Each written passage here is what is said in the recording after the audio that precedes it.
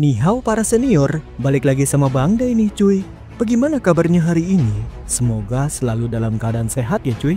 Hayah, ya udahlah, kita lanjut aja ya langsung ke chapter 209. Tapi sebelum lanjut, minimal like dulu dong. Terus subscribe sekalian kalau senior berkenan itu mah. Ya udah, kita langsung gaskan aja ke alur ceritanya.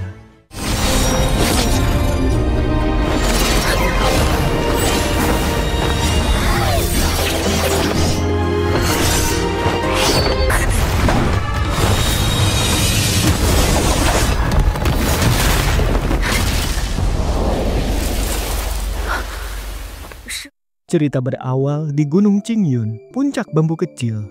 Angin gunung bertiup melewati rimbunnya hutan bambu, membawa suara gemerisik yang berulang-ulang bergema di lembah sunyi. Wen Min memandang langit, terlihat tidak ada awan sejauh mata memandang. Ia menarik nafas dalam-dalam, suasana hatinya sedikit membaik dan langkahnya tidak melambat. Ia melewati jalan setapak hingga tiba di depan aula bambu kecil, lalu mengetuk perlahan pintu.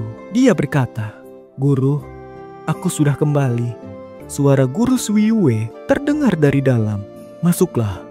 Wen Min mendorong pintu dan melangkah masuk. Begitu masuk, ia melihat Guru Sui Yue duduk bersila di atas dipan sedang bermeditasi. Wen Min berjalan ke sampingnya lalu berkata, "Guru."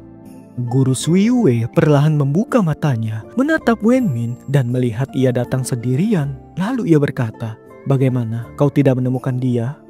Wen Min mengangguk lalu berkata, "Benar guru, pagi ini aku sudah 2 kali ke kediaman Sueci, tapi dia tidak ada.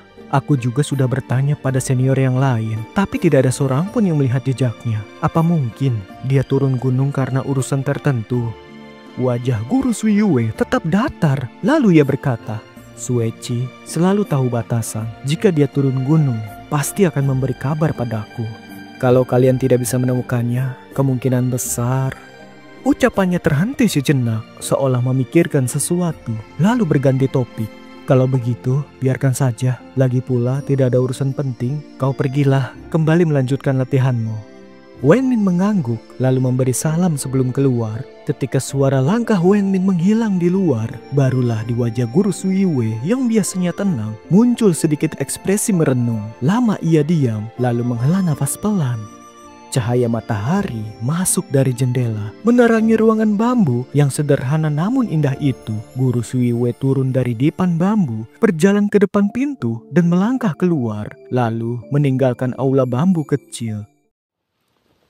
琪儿，先回去洗。 Pelataran bulan purnama adalah tempat yang sangat terpencil di puncak bambu kecil. Setiap malam yang cerah saat bulan purnama, pemandangan di sini sangat mempesona dan merupakan salah satu pemandangan terkenal di Gunung Qingyun. Selama 10 tahun terakhir, saat malam sunyi, Lu Sueci sering berlatih menari pedang di bawah sinar bulan di sini. Guru Sui Yue adalah orang yang membesarkannya sejak kecil. Seperti guru sekaligus ibu, tidak ada yang lebih paham hati Lu Sueci selain dirinya. Maka ketika mendengar Wen Min tidak menemukannya, ia hanya perlu berpikir sedikit untuk menebak bahwa Lu Sueci kemungkinan besar datang ke tempat sunyi ini. Saat ia tiba di pelataran bulan purnama, ia memang melihat sosok putih yang begitu dikenalnya berdiri diam di ujung tebing. Angin gunung berhembus membuat pakaian Lu Sueci berkibar pelan. Tianya masih berada di tangannya berkilau samar. Guru Sui Yue memandangi punggungnya, mata memancarkan emosi yang rumit. Ia lalu berdeham pelan.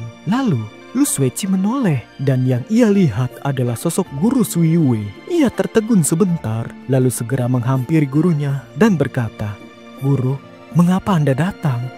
Guru Sui Yue menatapnya penuh kasih sayang, lalu menarik sedikit pakaian muridnya sambil berkata lembut, "Angin keras di sini sangat dingin. Meskipun kemampuanmu sudah dalam, terlalu lama berdiri di sini juga tidak baik." Lu Sueci menunduk dan berkata, "Murid mengerti guru." Guru Sui Yue menatapnya sejenak, lalu menghela nafas dan berkata, "Apakah di hatimu ada sedikit rasa kesal kepada guru?" Lu Sueci terkejut lalu berkata, "Guru, mengapa berkata begitu?" Guru Sui Yue berkata, "Aku yang memintamu turun gunung untuk mencari paman gurumu. Siapa sangka takdir seperti mempermainkanmu. Berbagai rintangan, membuatmu terpaksa membunuh paman gurumu Tian Buyi dari puncak bambu besar yang saat itu sudah dikendalikan oleh pedang kuno Zhu Xian, dan kau melakukannya di hadapan orang itu. Wajah Lu Sueci seketika murung, namun ia menggeleng perlahan lalu berkata, "Guru, jangan berkata begitu. Aku sudah memikirkan ini dengan jernih. Di saat terakhir, meski paman guru Tian tidak bicara, aku tahu dia memang menginginkanku yang menghunuskan Tiannya."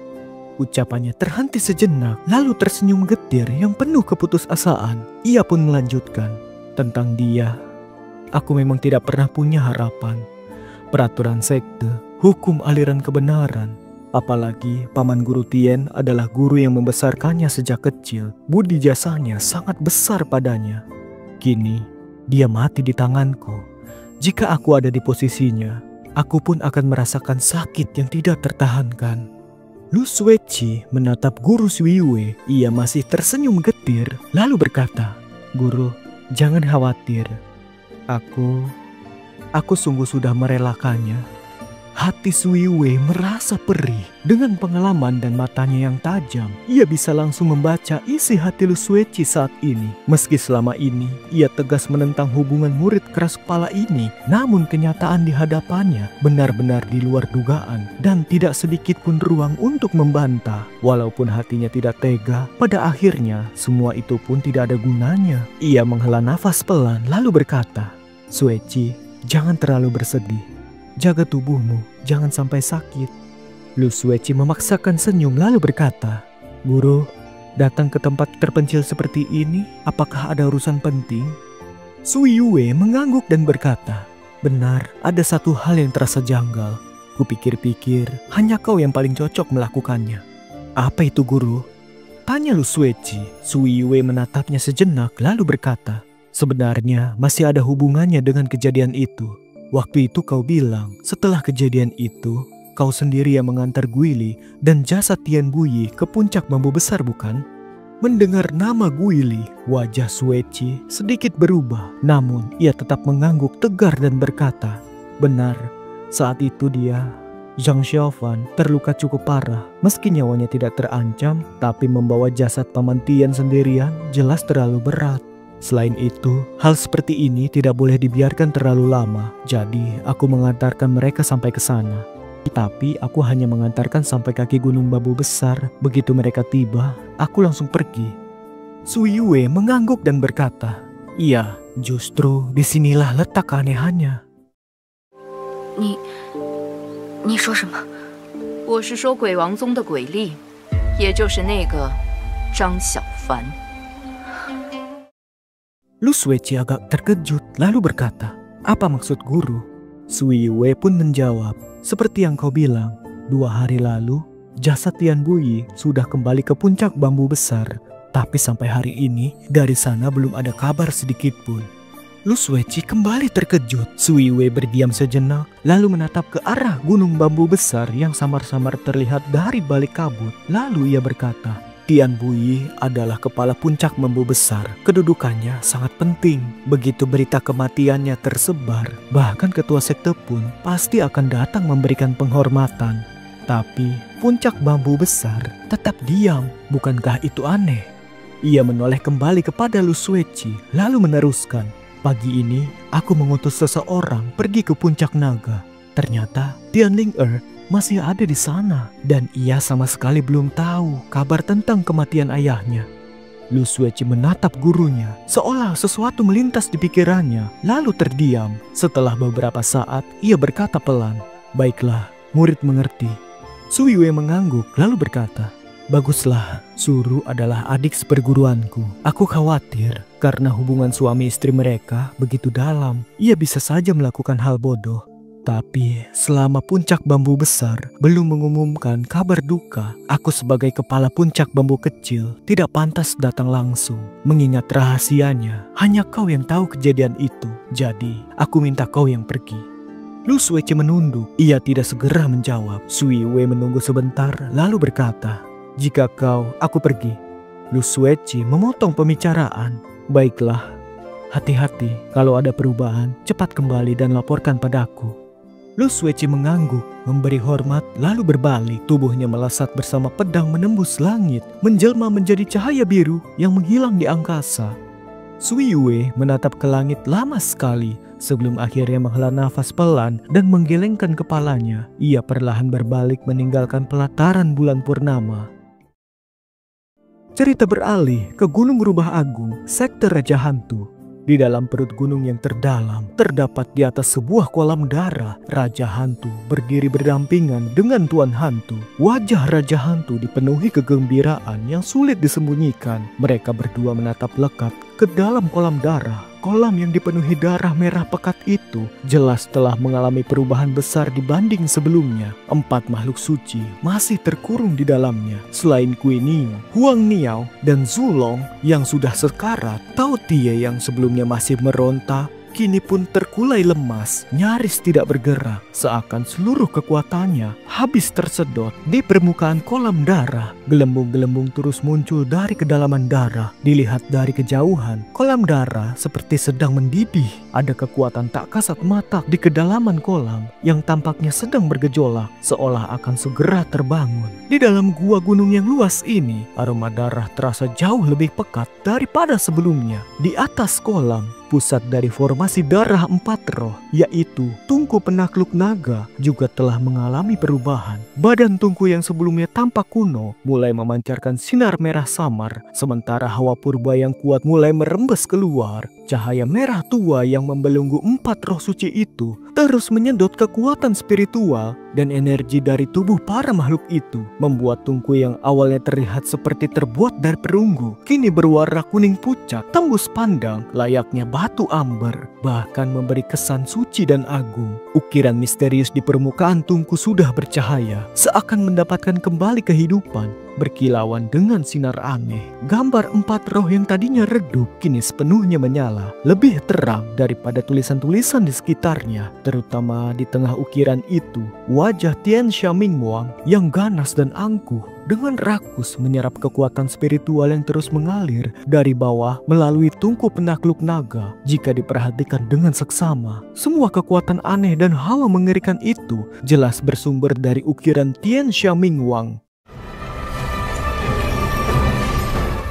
Di sekitar Tungku Penakluk Naga, pusaran kabut seperti awan terbentuk, membawa kekuatan angin dan petir berputar-putar di sekitar Tungku. Bahkan dari kejauhan, Raja Hantu dan Tuan Hantu bisa merasakan kekuatan magis yang luar biasa dari Tungku itu. Kekuatannya terus bertambah dan menguat. Seperti Raja Hantu, Tuan Hantu juga mengamati keadaan kolam darah. Namun tidak lama kemudian, perhatiannya beralih pada Tungku Penakluk Naga. Tatapannya dingin dan tajam, berbeda dari Raja Hantu yang penuh semangat. Tuan Hantu tampak lebih tenang dan dingin. Matanya terus memandangi ukiran Tian Xia Mingwang dengan ekspresi yang sulit ditebak. Setelah beberapa lama, Tuan Hantu berkata pelan, "Semua berjalan normal. Persis seperti yang tertulis di ukiran Tungku Penakluk Naga. Jika terus begini, saat 49 hari berakhir, formasi darah 4 roh pasti akan berhasil." Raja Hantu menarik nafas dalam-dalam. Wajahnya berseri-seri dengan antusiasme yang jarang terlihat. Ia mengangguk berkali-kali sambil berkata, "Bagus, bagus, bagus sekali. Aku sudah hampir tidak sabar menunggu." Tuan Hantu melirik sekilas kepadanya dan berkata, "Ketua sekte, bersabarlah, waktu kita masih panjang." Raja Hantu tertawa terbahak-bahak, lalu ia berbalik menempuk bahu Tuan Hantu dengan keras. Tuan Hantu sempat terkejut, namun akhirnya ia tetap diam berdiri di tempat. Sesaat kemudian, Raja Hantu tertawa lebar dan berkata, "Bagus, bagus sekali. Aku berterima kasih padamu." Tuan Hantu menunduk sedikit dan berkata, "Keberhasilan formasi ini semua berkat keberuntungan besar ketua sekte. Tanpa Tungku Penakluk Naga, aku juga tidak akan bisa berbuat apa-apa." Raja Hantu menggeleng sambil tersenyum. Ia berkata, "Tungku Penakluk Naga memang pusaka utama sekte Raja Hantu. Tapi bertahun-tahun tidak ada seorang pun yang bisa memahami ukiran di badannya. Hanya kaulah yang berpengetahuan luas dan menguasai sejarah hingga mampu mengungkap rahasianya. Kehadiranmu di sekte ini adalah berkah dari langit yang akan membantuku meraih kejayaan." Tuan Hantu terdiam sejenak lalu berkata, ketua sekte terlalu memuji. Raja Hantu kembali menatap tungku penakluk naga yang melayang di udara, memancarkan cahaya dan aura mulia. Matanya dipenuhi kegembiraan dan antusias. Lalu tak kuasa tertawa lagi. Tuan Hantu berdiri diam di belakangnya, mengamati tingkah Raja Hantu yang tampak lebih sombong dari biasanya.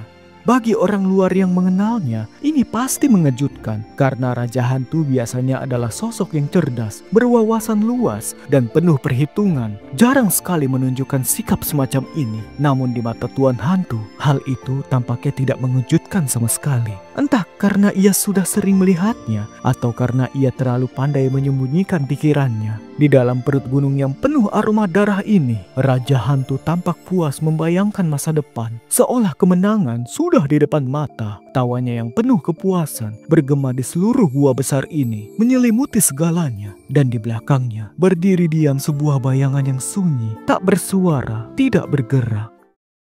青云山于他而言，杀机四伏，他真的会去吗？宗主料事如神，此人又怎会脱离掌控？